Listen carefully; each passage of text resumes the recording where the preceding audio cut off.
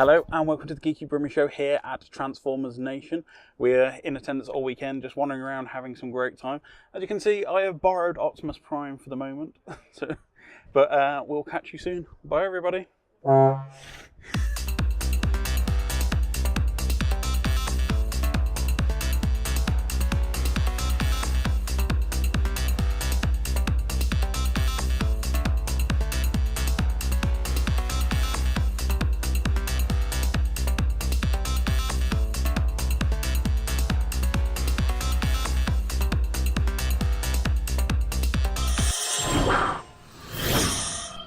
I'm joined by Andy, who's one of the organisers of Transformers Nation. Andy, how do you feel this year has gone? I mean, it seems to be building up every year and year. We do seem to set ourselves the challenge of how can we top next year. So how we go, what we're going to do next year is going to top last year. Yeah. So I was just trying to do something different. I kind of said it in a few panels I've been sort of party to and sort of been host of, is I don't want to get us in the model of it's going to be this year's so-and-so or this year's book, this year's comic, this year's after dinner, whatever. It's like, let's try and do something different. And we're all of the same opinion. So when we're all getting together for our planning meetings, it's like, everyone just shoots out ideas, and there's not really much that's off the table unless it's unfeasibly expensive in terms of cost. And just sometimes things work out. Like, I don't think anyone would have expected we'd have Stan Bush out there. I mean, that's one joy of Transformers Nation. I always find is you guys shoot for the moon and you deliver constantly. Well, that's kind of the thing, is you kind of look at, okay, here's our idea, then figure out how we can make it work, which is probably not the best for our blood pressure, our hairlines and hair colours, but that's what we sort of commit to, and it's just great that so bizarre to have people come up and just thank you for it. I said, well, no, it's for you guys. It's, again, if people didn't enjoy it, we wouldn't do it. So. I mean, do you want to explain the process of going through organising such a giant residential convention? Because it must start the day after you finish. Literally it does. We'll normally, if we're here for a couple of days afterwards, we'll sit and start shooting ideas or looking at what went wrong. Because the thing is, Sunday night we'll have our little pat on the back moment of, yeah, we nailed it, we smashed it, yes. Monday it's like game face on, right, what didn't go well, let's start going for that. Yeah. And then we just usually have a meeting and sort of, what's our theme, what we're looking at guest-wise, and that kind of all evolves together, and everyone kind of, and it's trying to basically appeal to everyone, because anyone who spends more than 30 seconds in my company will know I'm obsessive about Thunder Clash and Generation 2. So it'd be a very narrow theme convention if I was in charge.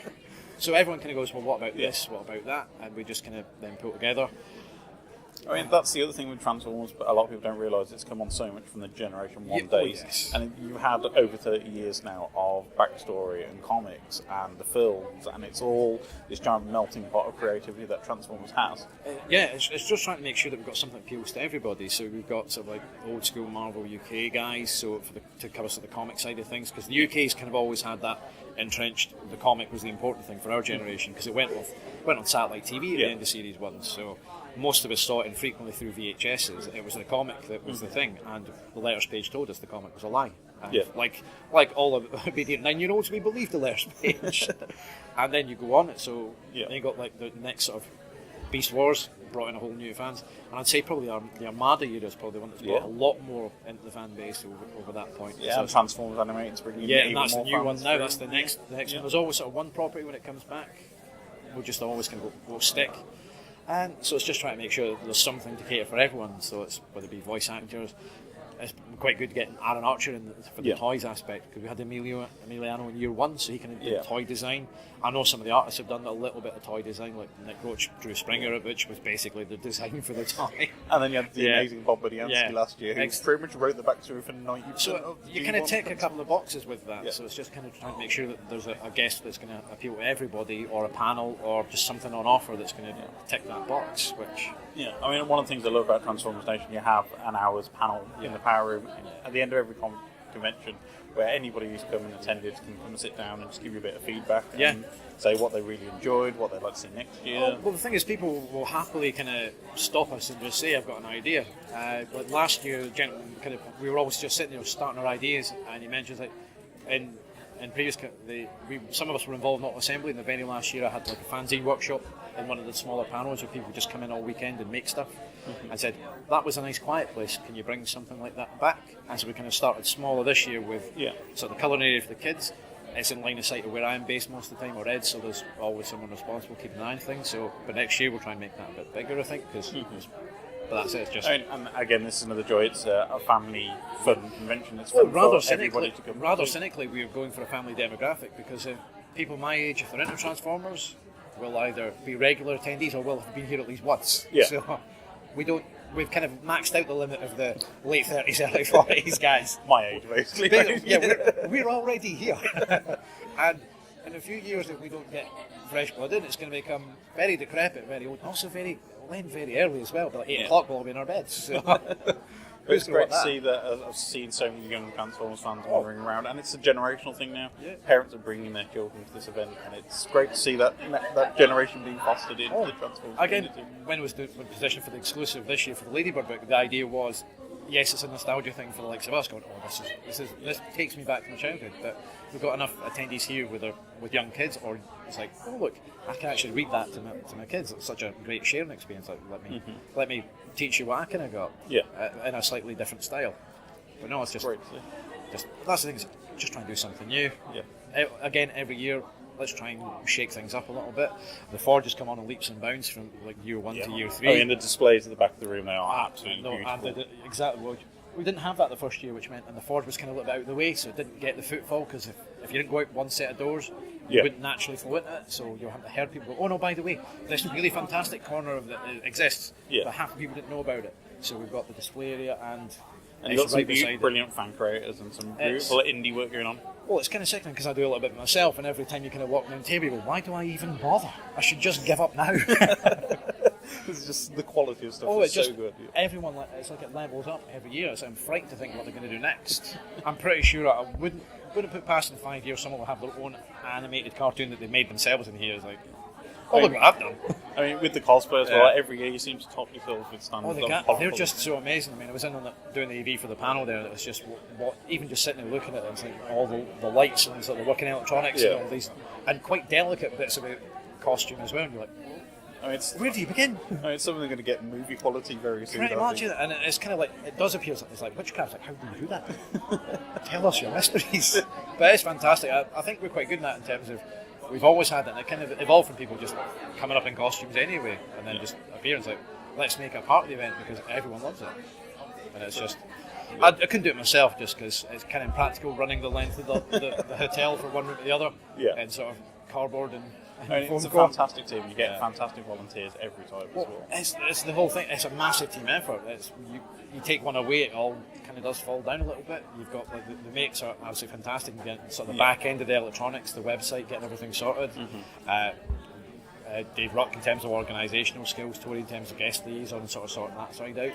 And me and Ed doing all the mad designs and making sure it's as colourful as it can be. And making sure that our volunteers get hot pink t-shirts. It's absolutely fantastic. I can't thank you guys enough for letting us down here and wandering around and it's faffing about. Hopefully a few people will see it who haven't been and will come back to it. So and already ready for Transformers 29C? Well, we started work on that in 2020 already, to be fair. So. And you can find all the information at TFNation.com. I'm sure you'll be releasing information about next year pretty much as soon as this one's done. Pay attention to the closing ceremony. Brilliant. Thanks very much. No, thank you very much. Great. Thanks, Andy.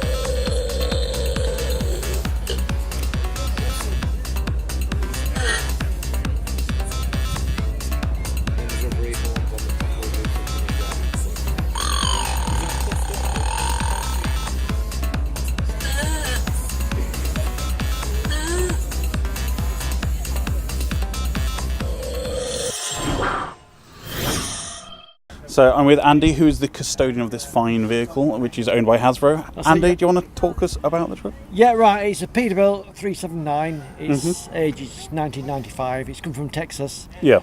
It's done 2.5 million miles, so it's been to Cybertron and back a few times, obviously. Brilliant. Hasbro have it as for a marketing tool, and it obviously goes around and does all the shows and the Comic Cons and other functions. And then when Hasbro don't want to use it, they let me use it to do sort of stuff like this, as in the TFNation. Do quite a lot of things for children, what's poorly, take them for rides and things for charity. And it's definitely got the wow factor. So it must be fun driving this around. Oh yeah, definitely. What's it like when you're driving this down the street and then people recognise the vehicle? You're just constantly getting people taking photos all the time. Everybody always wants the horn. Yeah. I get that all the time. Yeah, it doesn't matter if it's an old age pensioner or a little kid. They always that's the universal sign of "Can you blow your horn?" Yeah, and it's like compulsory. You've got to do it. Yeah. So it's definitely puts a smile on people's faces for definite. Yeah. And it's not the easiest thing to drive for definite. No, I can imagine. And I've done stuff like I've been in London for a day, and Hasbro got me being Uber Prime. Yeah. Where I was picking people up, celebrities and bloggers and stuff, and taking them for rides. And I spent all day in traffic jams, just sort of being waved at and photoed. But it obviously did the trick, like So it was quite a different vehicle. So if people remember the original G1 series, it was these European style truck. That's it. Yeah. So this is US style truck. So is it a bit more difficult to drive in the UK? Yeah, it's obviously left-hand drive. It's got obviously a long nose. It's got loads of blind spots. It's not got a very good steering lock on it. You can't see much in the mirrors what's behind you, but it's designed to sort of go in a straight line on like 5 for a long while, freeways for hundreds of miles at a time, which is what it's good at. It's got a 15 litre Detroit diesel, 600 horsepower engine. Yeah. Just 7 miles to gallon. Yeah. I can imagine it's a little bit noisy when you first. It's not too noisy. No, it's not noisy. No. It's a good truck. Like, it's like my mate. As in, I've spent a lot of time in it, and in the summer I do all the festivals and everything, and it's sort of it's my second home really. I spend more time in this than I do at home. Like, So what's the most favourite event you've done so far? Apart from the amazing transformation. Apart from TFNation, I've done all sorts of stuff. I mean, believe it or not, I was at Jeremy Kyle a few weeks ago doing a TV show for poorly children on Jeremy Kyle. But I've done London Lord Mayor's Parade, done Hamleys Regent Street Parade, done quite a lot of things, superhero days and stuff where they've had big fundraising events. We've had days when we've gone out just for a ride round with Bumblebee and Barricade and Beaterbee. Lockdown, all of us in convoy, and he just stops traffic. As in the look on people's faces, it's amazing when they look back and see it all. And obviously, the truck does stand out more than the cars. Yeah. So when you're on the motorway, you see people doing that on the other side. I think, oh wow, look at that. Yeah. Kids come and then past, they notice the rest of them coming behind. Yeah. What happens is they start accelerating past you, and then when they get alongside you and realise what it is, then all of a sudden they just seem to hover for ages at the side of you, taking pictures and then trying to get selfies, and they come past you and they're trying to get a selfie with you in the rearview mirror, and and I'm just thinking, man, I can just get out of the way. I just need to get on with it. You just need to get where you're going. Yeah. So, but it's nice driving for definite, and if you ever want to be cheered up and you're a bit fed up, you just get in that and it just cheers up straight away. Brilliant. Thanks very much for letting us know all about Okay, so over here we have our G1 Beetle. Yep. So those of you that are fans of the cartoon series will recognise the Bumblebee. The original G1 The original G1 Bumblebee. Also known as Goldbook, depending on which one. Depends on which one you're into on there. Yep. We've also got, at the end of the year, we've got the new film coming out on there, so this will become famous yet again on there, so we're looking forward to that. There should be a good little promo there for the Transformers fans on there, and it also tie in between the two universes as well on there, so we're looking forward to that. If you wanted to have a look at anything that we're doing with our Bumblebug on there, if you go on Facebook on there, we've got a page on there, look at Bumblebug, and then you can follow our exports with the vehicle. Brilliant. On there. So this car's a little bit closer to your own personal heart. Do you want to explain who this beautiful vehicle is? This lovely vehicle here, we have a 1977 Chevrolet Camaro, better known to the fans as Beaterbee, from the 2007 Transformers film. This starts at the beginning of the film with Sam Witwicky going to get his first car, and this is Beaterbee. Basically on there, this used to be a Chevrolet press car. It was one of two vehicles that was done as a promo tool by Chevrolet to promote the film on there. This vehicle's been all across Europe and then into the UK as a promo tool. I was lucky enough then to buy it off the Chevrolet press department and then making it a full screen accurate replica of the vehicle that you see in front of you here. It's a beautiful car. Thank you. Yeah, it sounds amazing as well. Oh yeah, it's smiles per gallon, as they say. It's a 5.7 Chevrolet Camaro on there. Yeah, it is what it is. It's a lovely bit of kit on there. Good fun to drive. Definitely turns some heads out there. Again, also Facebook page on there if you want to follow us on there. This one is under Beaterbee on there, and yeah, follow our exploits. What we're up to with this one. So, slightly different vehicle. You usually get hero vehicles, but this is one of the Decepticons. The evil Decepticon Barricade. Yes, so this had a lot of screen time in the first movie. It did indeed on there, and hopefully making a comeback in the new G1 film that's coming out at the end of the year. We fingers crossed on there. There are rumours that Cade's in it. Unconfirmed. We shall see. Do you want to explain a little bit about the vehicle? Yeah, this is a 2007 Ford Mustang. This is a Celine on there. Yeah. Ford then sell the Mustang and it goes off to a tuning company called Celine, who then strip the vehicle down. They upgrade things like suspension, engine, aero package, interior, loads of modifications and bits on there. This vehicle's then been modified from the original Celine platform as well, with additional carbon fibre spoilers, etc. on there, all to match into the Barricade movie vehicle on there, so it matches exactly on there. And where can we find this car's exploits online? On this one is under Barricade on Facebook on there, and for if you want to follow the group activities on there, Transformers Car Hire on there, you can see everything we're up to. And on your website as well? And on the website there, transformerscarhire.co.uk. Brilliant, thanks very much. Thank you very much. Thank you for joining us here on Geeky Brummie at Transformers Nation. Thank you very much for Transformers Car Hire for letting us play with the vehicles as well. Don't forget you can find us online on Twitter, Instagram, Facebook, all at Geeky Brummie and at geekybrummie.com. But for now, goodbye everybody.